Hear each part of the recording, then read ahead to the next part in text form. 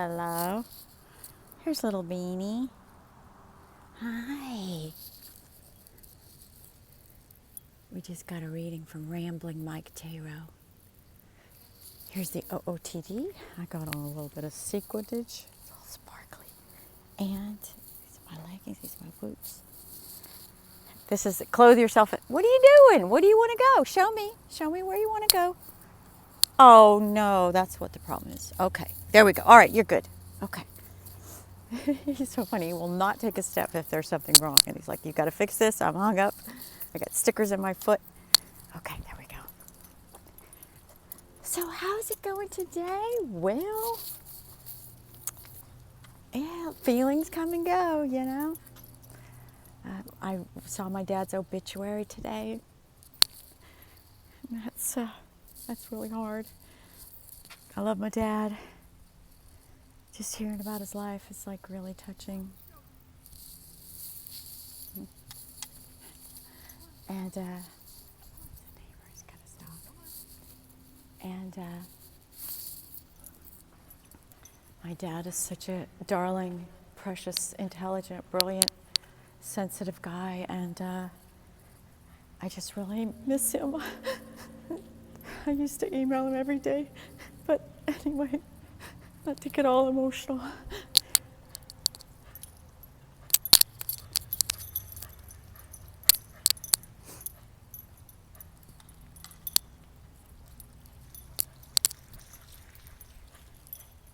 I hear his feet going through the water.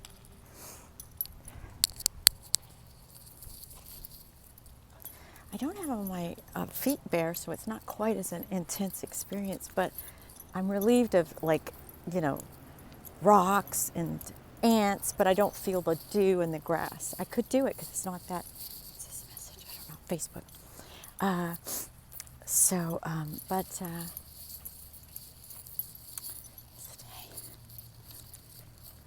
So yeah, how's it going? Well, I got a date on Friday. He's a rancher and he wears a cowboy hat, like the guy that I was in love with before. So maybe that's why I was attracted to him, and maybe that's why God had me be attracted to the cowboy before, so that I could let myself be in love with some decent human being, somebody who can return my love and share. The psychic said in 2.5 years I would have to make a sacrifice because I'd be in love, and that this person would help me get my movie made.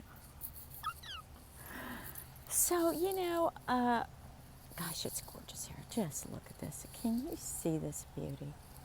I mean, come on. It's absolute paradise here. Look at this. Look at this. So,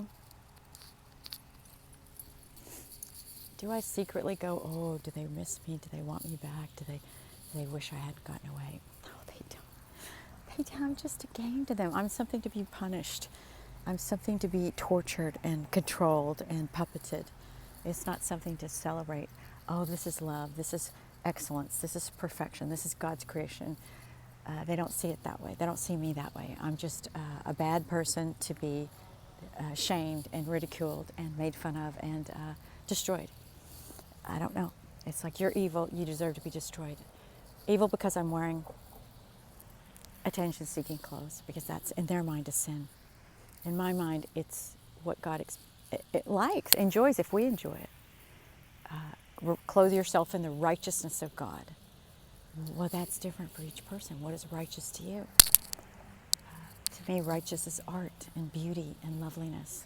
And to them, it's meekness and humbleness. And it's all good. It's all good. It's all right. So, I was dating this guy, and he saw me go on the dating site after we'd agreed to have a date. And he goes, why are you going on the dating site if we're going to go out? I mean, there's that cute little doggy. Cute little baby. I don't know if you can see that. Adorable. He says, why are you doing that if we're going out? And I was like, well, you got a point there. He goes, you might lose me. And I was afraid of that. I was thinking, what if he, so I don't want to lose this guy. He's a cutie pie. He's adorable. He's a little bit older than me. And he rides horses. eat it twice a week. I think that's so cool. And he's just really cool. I talked to another guy who was even older than him. He's like 71, I think. And he was really cool, but I don't know. I have an aversion to trailer. He lives in a trailer, but a really nice trailer. He's very, I guess, successful enough to have a nice lifestyle. But I don't know. The thought, wasn't raised in a trailer, so it didn't sound like a place I would want to live. Not that I'm planning to move out. Lynn sees me staying here. What? She also said in the same reading, you find true love and you have to make a sacrifice. Well, I don't know if that's a sacrifice to stay or to go, but she did say this new love was going to help me get my movie made, which really fills my heart up with joy. And we're going to wait on doing the movie 2 years. And I'm very, very grateful to Lynn Miller. Very, very grateful to her. Dear God, if it wasn't for her, I'd be in a little padded room, nuttier in the nut bag. She said, if I continue to talk to this other person, that I will be in a mental institution, because they were driving me crazy. You know, when you're constantly told you're not okay, and you're constantly told you're shameful and you're bad and you must be punished, it's like it eats away at you. It eats away at you. It's abuse. And I'm so glad she said, get away from it now. So I do get tempted by the fantasy of going back, and I miss the good part, you know, of the part where I'm connecting with somebody. But if you're connecting with somebody that's ultimately doesn't have your best interest at heart, it's about control. It's not about you thriving and your dreams coming true and reaching your full potential creatively. It's about subjugating yourself, being obedient, and taking everything that is important and valuable and enjoyable for you and putting it on the shelf, making a sacrifice like beauty. It's like, why should you be ugly? What is being ugly, being old maid? That's more virtuous than being lovely. I mean, I'm not saying I'm beautiful, but I'm the best me I could be. And so by being ugly, suddenly I'm more virtuous. And she said it's not true. She says, dress like a goddess. I don't know if this is like a goddess, but it's Tessa's dress, and it's fun, and I feel good in it. I definitely feel like a band has been lifted. I mean, I was walking around with my stomach churning from ulcers. My lungs were full of green crap from the stress of just having to cope with somebody that's every day saying, you know, I mean, I understand in New York, it's a whole different way of dressing. You're on the street, you're interfacing with, you have to kind of dumb it down or else you're a target. You can't, but I'm in a look at this. There's nobody here. So, like, there's nobody here. There's you guys. Hi, how are you? Did anybody tell you they love you today? I love you. I love you. Yeah. So Lynn actually said these people that I was talking with are deadly because it would kill me. I mean, if you're a mental person in a padded room, then you might as well be dead. But also that they're deadly. That's kind of a scary thought. So to go back to something that could actually kill you or destroy you, I mean, that's scary. Very scary. But I need to pray for these people because they're caught up in a very sad place. A very sad place. Drug addiction, alcoholism, trying to manage and control other people, overstepping their boundaries of power.